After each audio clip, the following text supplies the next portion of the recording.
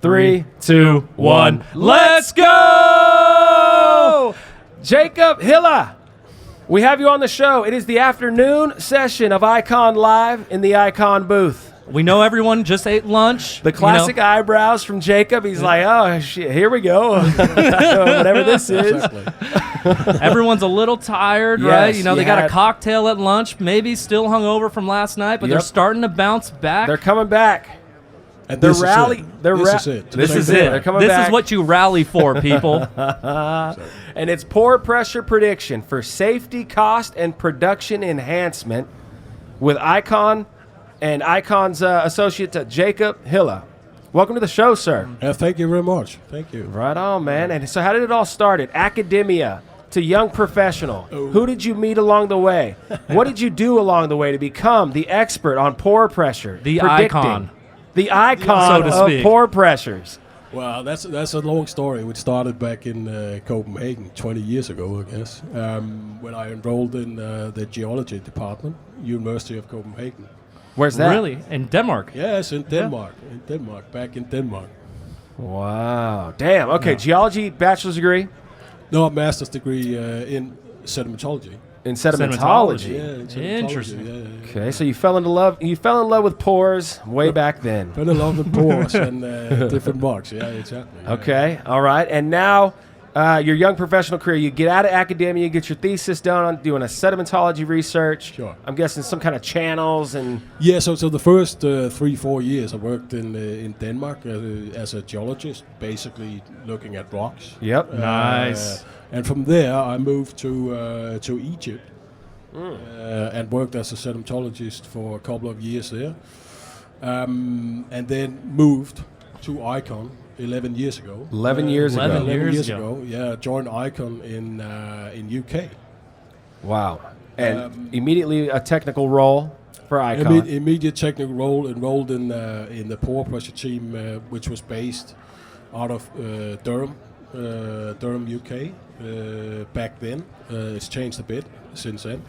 And then after 2 years in UK, I moved to Kuala Lumpur, Malaysia, and was Jeez. based 7.5 years before moving to Houston 3 months ago.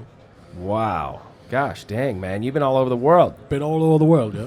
Wow. And still Tough. going. Still That's going. yeah, still going strong. I don't know about that, but still going. Yeah. Well, it got you here for sure. thank And you. now we're here in San Antonio. You're about to give this presentation, a quick high level of this presentation, kind of get us excited for the full presentation, which is when do you give the full presentation on this? Well, I gave this presentation this morning. Oh, this is an Okay. earlier one. Okay, Yeah, so we're getting earlier the. from this breakfast. Presentation. So you're honed in. You're ready to go. I'm ready to go. I mean, we can take wherever we want to look at. Okay. Whatever route you guys want to take. Does your presentation go into just the fundamentals behind the idea of getting pore pressure data? Yeah, well, not necessarily getting the data. But it's more. It touches upon the fundamentals of doing a pore pressure prediction and why we need to do it. Okay. All right, let's right, start there. yeah. I'm going to have some questions because I do not Right, deal okay. with a lot of pore pressure data. Okay, so if we move to this slide here, so that's a key thing. What is sometimes called a well plan. So that's what we need to build in order for our drilling engineers to design the well before we drill the well. Okay. So what you see in that plot there, as you can see on the left-hand side, if this mouse work here, is we got our pore pressure interpretation here. Okay. And then on the right-hand side, we have what we call a fracture gradient. And the reason why we need to have that before we drill the well is that we need to know that our mud weight when we drill the well has to be above the pore pressure curve here. If it's not, we will start to see fluids coming into the well bore from the formation. Okay, so Oh, yeah. you can identify places where we need to mud up in drilling. Exactly. That's very important that we have this information before we drill the well. Yeah. Identify which zones are overpressured. I mean, for us, Exactly. home in the Permian, when you're drilling through Wolfcamp, if you're not mudding up, you're getting a blowout at the surface, and that's There's a potential risk for that if you can drill under balance. If you drill through tight shale formation with no permeability, you can drill over balance.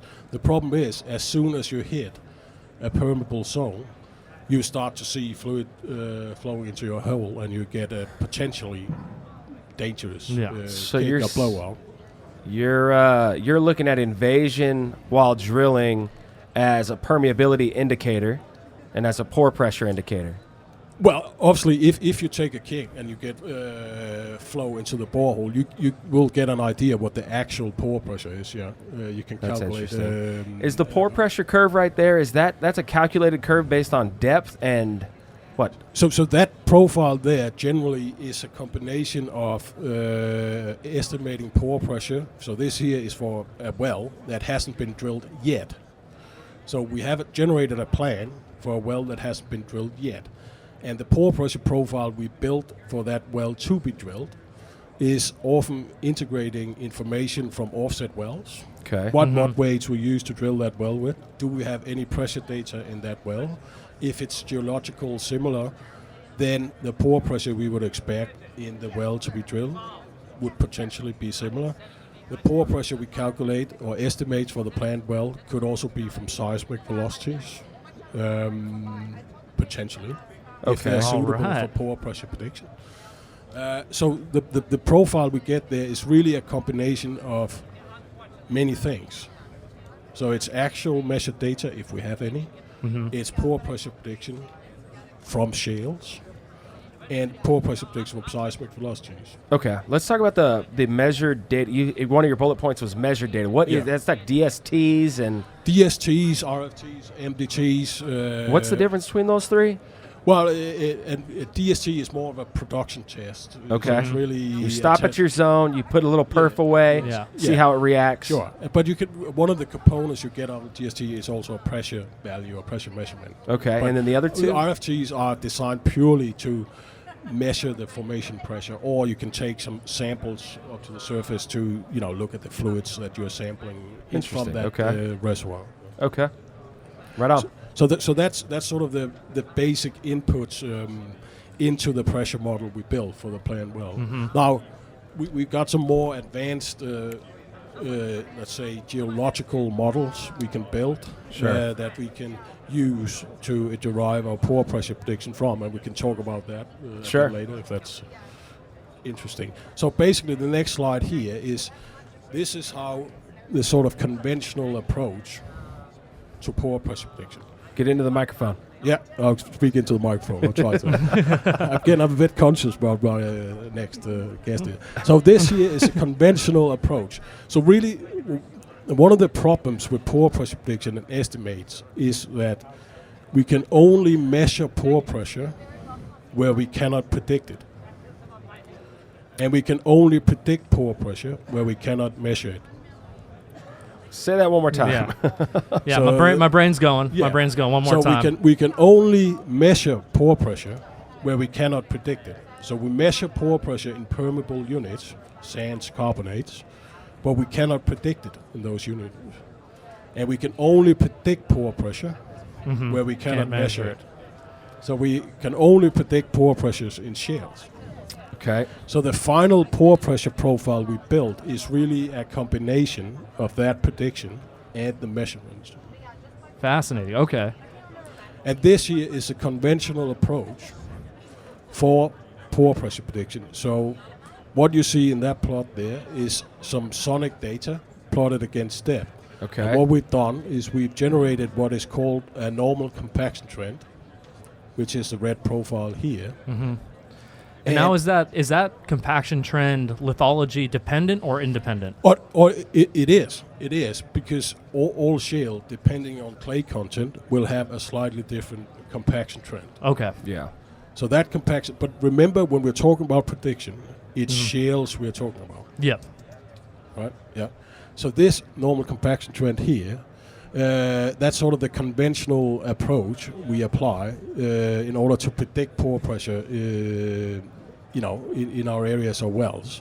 So what we can see is we derived a normal compaction trend here. describing the expected compaction of our shale rocks.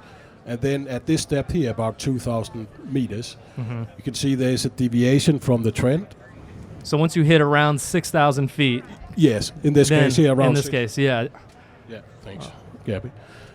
So around 6,000 feet or 2,000 meters, we can see that there is a separation from the trend there, which indicates or could indicate that we got overpressure setting in at that approximate depth there. Now, it doesn't have to be overpressure. It could be that the composition of our shales has just changed. So instead of having this initial loading curve here, we just have a different loading curve. But in order for this conventional approach to work, we assume that this deviation from our normal compaction trend is due to porosity preservation, and porosity preservation is an indicator of overpressure. Gotcha. Porosity preservation is an indicator of overpressure. Yes, because overpressure inhibits compaction. Right? Okay. So, but what this conventional methodology requires for this to work here, it requires that the porosity that we measure, which could be from the sonic log, could be from seismic velocities, could be from resistivity log or density log, whatever, it requires that there is a relationship between porosity and effective stress. Okay. I'm following. Yep. So if that's not the case, then we cannot use this conventional approach for pore pressure prediction. So what we need to do before we start our pore pressure prediction is we need to understand what is happening in our shales. And it's shales we're talking about here again. Right? And the way we can do that is cross-plot shale velocity data against shale density data. And then our data we cross-plot here might fall on various different trends. And depending on what trends this shale data follow with depth and temperature, we can sort of get an idea of what mechanisms are affecting our shales here. And if our shale data fall on this trend A here, which is called normal compaction, disequilibrium compaction here, so if our shales are affected by that, then we can use this conventional approach to predict pore pressure from. If they don't, and potentially are affected by some of these, we sometimes call them secondary mechanisms. So it could be unloading due to fluid expansion, gas generation, or it could be quartz cementation or clay mineral transformation. Then we cannot use a conventional approach to predict pore pressure. That's making sense. Yeah. Yeah. What are the biggest factors in pore pressure analysis that are in the system? Meaning, is it the lithology? Is it TOC? Is it natural fracturing? Is it what has the biggest indicator to throw it all off? Well, one of the Variable. big challenges, and that's both conventional and unconventional, is it's often more often an issue onshore. Is that all our data is very often over here, and if all our data is over here, we cannot necessarily use this conventional approach that all conventional pore pressure prediction methodology is based on. So Eaton equivalent depth method Bowers. What is the origin of this study? Do you have any idea where this was actually figured out? No, but it could very well. No, this the initial approach. Initial. I think it's back to 1953. Dickinson, Gulf of Mexico, was the initial sort of approach. But Hoffman and Johnson, 1966, came up with what is called the equivalent depth method. Okay. And then Eaton was a couple of years later. But one problem, and we can shift to that here quickly. I don't have the slide in here, unfortunately. But one problem potentially with all these methodologies is they all origin from the Gulf of Mexico. Yeah. And if you look at Gulf of Mexico compared to many basins globally, the composition of the shales are completely different Yeah. to all over the world. That's, so that, I mean, just to kind of iterate a similar problem, it's with geochem as well, because everything was initially based on that what's the Barnett, right, in the Fort Worth Right. Basin. Oh, yeah, right. And now you're trying to Rocky correlate Valley. that. Yes, yeah, you're trying to exactly. correlate those values to Exactly. shales all over the world, and it's like Yes. stuff is overmature and Yeah, undermature, sure. but it's not really. No, but that's why, and I mean that's what we at Icon, Are you guys doing that? You guys are collaborating databases from around the world to try to. Well, obviously we are doing that internally, and That's awesome. we got a new project obviously called iPoint that Yep. I'm sure we're all aware yeah. of, which a database.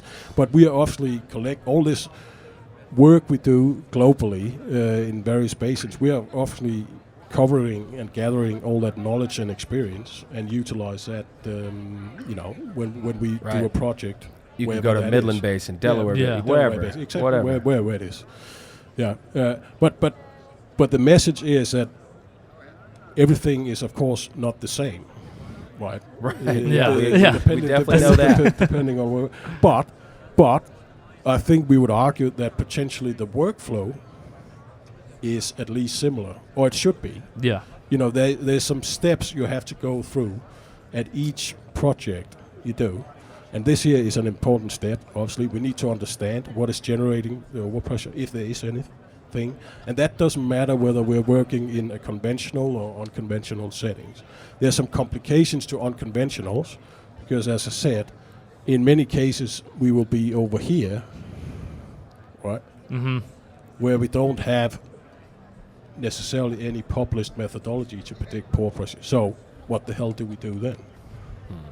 Try to make predictions, I Yes. guess. Yeah, Yeah. well, sure. And so that's when we go to the geophysicists and we start making some assumptions on creating a pore pressure volume in the seismic. Well, area. exactly. But and one of the things that is a problem. Well, I mean, it's not just a problem onshore, but it's a particular problem because we are obviously targeting shale plays, and one issue is TOC content, Right. because the effect of TOC has the exact same effect on our interval velocities that we potentially would use for seismic pore pressure as overpressure. So it has a similar response. So the higher TOC content we have in our shale, the slower velocities we would have, and Okay. the effect of overpressure is the same. So So how do we know whether the slowing of our interval velocities or seismic velocities is due to overpressure or is it due to TOC? how do you know that it's not TOC that's driving the overpressure? Well, I mean, it could be. It could be both. TOC could very well, or TOC, it's not the TOC content generating the overpressure, it's whatever hydrocarbon might be generated from the TOC. Right. Mm-hmm. Because you get this fluid volume expansion. Right. Which- Especially in the unconventional. Yeah, We of assume course, of that course. it's been birthed right there, probably near that kerogen and TOC Sure. fat Sure, package. Sure, but that is all about volume. If you have high volume TOC and especially gas generation, that can generate significant overpressure. Lower volumes of TOC, and if it's oil, it's not necessarily generating that huge amount of overpressure. But it's also about timing. What is the rate? How quickly do we get this excess fluid generated? Interesting. I'm following. I like the TOC aspect. I like how the relationship works between those two. That sounds very interesting to me. Yeah, so what we've done in a particular study, that's actually from the Delaware Basin. One of the things we did several things. So we have an initial volume here of seismic velocities, interval velocities here. Okay. And when you look at our- those different colors, Yes. what do you see as a pore pressure expert? Well, what so are you looking at? The way it's displayed here, red colors are high velocities, blue colors are slower velocities. Hard rock, soft rock. Well, Maybe but porosity, potentially- less porosity. Yeah, potentially, but really it's not. It's obviously related to lithology, but in this case here, it's just showing slow or fast velocities. Okay. Okay. Slow rock, fast rock. Sure. Okay, that's how Exactly. you see it. I'm Yes. following. Slow, Yes. fast. I got it. That's what we're interested in. And then below, you can see we got a volume of a 3D volume of TOC. High TOC in the red, Yes, low TOC in the gray. in the blue. So what we want to do is we want to transform our seismic velocity volume into pore pressure. So high TOC, So this slow rock. this volume up here, we want to apply the transforms we have generated to predict pore pressure to our interval velocity volume. So But we want to make sure that these velocities we are applying our transform to are not affected by TOC. So when you're kind of back it up a little bit, when you're Yep. initially calculating that 3D TOC model, is this Sure. solely within the software, or are you pulling rock eval data to calibrate this model? Yeah, well, we're pulling in all the information we can. Sure. right? Okay. Yeah. That's what iPoint Yeah. does. Yeah, exactly. iPoint exactly. allows you to So do this- that. It's So a you- beautiful thing. Yes. You so clearly have a zone of interest where you have the high TOC across the top. You Sure. got slow Yeah, rock. slow rock. And then we want to make sure that we have corrected our final seismic velocity volume for this TOC content so that the pressure prediction is only, or that is what we hope, only related to changes in porosity effective stress and not related to our TOC. TOC content. Yeah, but I don't know why you want to back calculate that out. I would challenge you guys to integrate new ideas in why TOC could potentially be driving that. I don't understand why you're removing TOC out of this.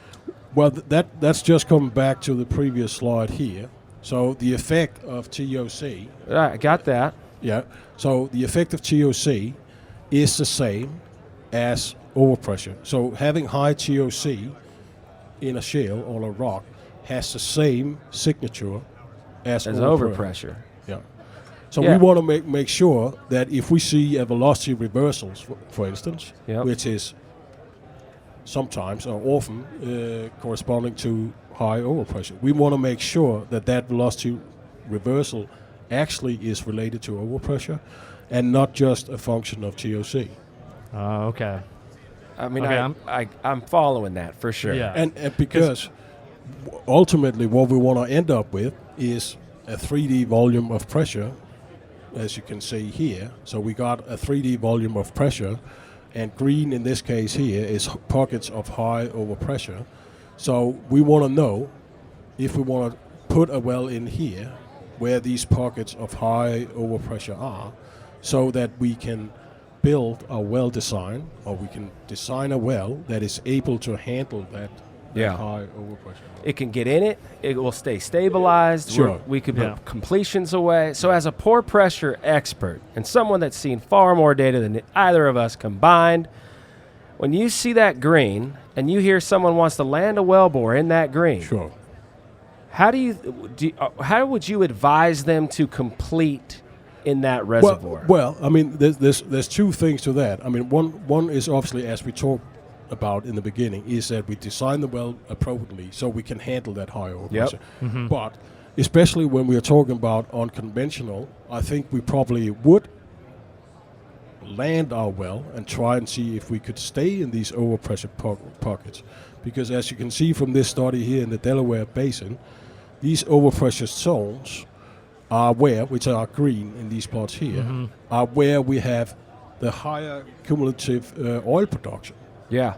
So overpressure help us produce Right. from these shale plays. Yeah. Absolutely, it does. So It drives that pressure-dependent permeability that exactly. everyone's You seeking. get potentially higher porosity and permeability, but you also get that pressure drive that helps you to extract the hydrocarbons from the shale play. Right. So really, when we are talking about unconventionals, we, to some extent, would be looking for these overpressure zones. Yeah, I would. Because that would absolutely agree. enhance our productivity and recovery rates significantly. Yes, it does. 100%. That's exactly where we would land our well, and I'm glad that you walked us through this presentation because you really laid out what those meant. The other day we looked at this presentation. I understood it was pore pressure. That's what it was indicating. Sure. But now we really saw how that was Yeah. made, a little bit more of the details with TOC involved and your Sure. thought process on what is important and maybe what's not. And now you clearly have results that say land in this overpressured zone, figure out how to stimulate that thing, Exactly. and it's going to bring back the hydrocarbon for you and make you a lot of money. It's So, gonna Well, make not you, only that, but with your drilling engineer, right? You can tell them ahead of time when you're planning a well, when you get to this TVD, Mud up. right? Mud up, Mud because up, dude. fun things could be happening, right? well, Exactly. Jakob Heller, thank you so much for the time, and thank you for the presentation on pore pressure. We really enjoyed that. No rest, guys. Thank you. All right, We're out. we out.